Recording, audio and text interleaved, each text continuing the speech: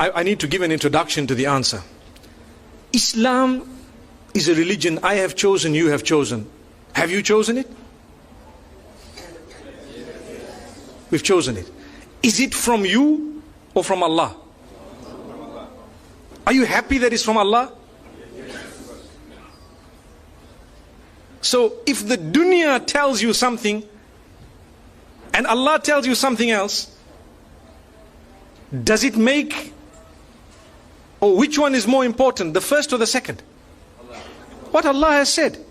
So even if the whole world is doing something and we are taught that this is not supposed to be done in the deen, we should not be feeling it hard in our hearts to say, Allah, if I die today, I know that I chose to be a Muslim and I chose to worship you and I know it's your rules. You know, it's so difficult today to talk because you're talking to a secular world, and sometimes they will pick on a small point of yours and they will make it a big issue for nothing, but not realizing that we do believe you are free to choose whether you're a Muslim or not. But the fact that you chose you're a Muslim, you are not free to change Islam. That's what we're saying. You cannot come and say, no, you know what, Islam needs to be modified. Well, then tell yourself you're a modified Muslim. Someone says, are you a Muslim? Say, no, I'm a modified Muslim, you know. So people know. But if you want to call yourself a Muslim, you've surrendered. So you need to know there are certain things that people might say, and you might think, oh, this guy is backward, man. How could he say that, you know? But it's because it's not from me or my pocket. My children would like to also go to birthday parties and celebrate and so on. I sit them down and I explain to them what the candles are all about. Do you know what the candles on a birthday party are all about? In ancient Europe, when the winters were so bad that people used to go into literal hibernation to keep themselves warm in whatever way they had. And when they would come out, they would count the dead. Did you know that? They would count the dead. And in order to celebrate the fact that those who are alive have passed through the winter and survived and fought nature, which means nature came to kill us in the form of cold, and because we fought nature and we stayed alive, now we need to defy it by blowing out candles. So they would put how many ever candles of their age and blow them out to show we can defy it.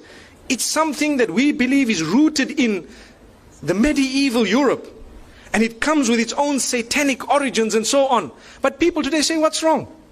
What's wrong? I'm blowing the candles.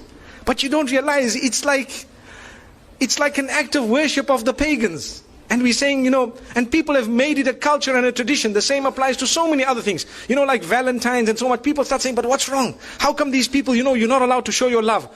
Well, to be honest, we are being fooled by believing that, you know what, you need to celebrate the fact that you're 1 year older by throwing a big party, everyone must come, but you don't know that now you're closer to your grave, for example. Or there are more responsibilities on your shoulder. I'm not saying that when your age turns that you must not make dua to Allah, Ya Allah grant me a good age and so on. But firstly, we have a Hijri calendar.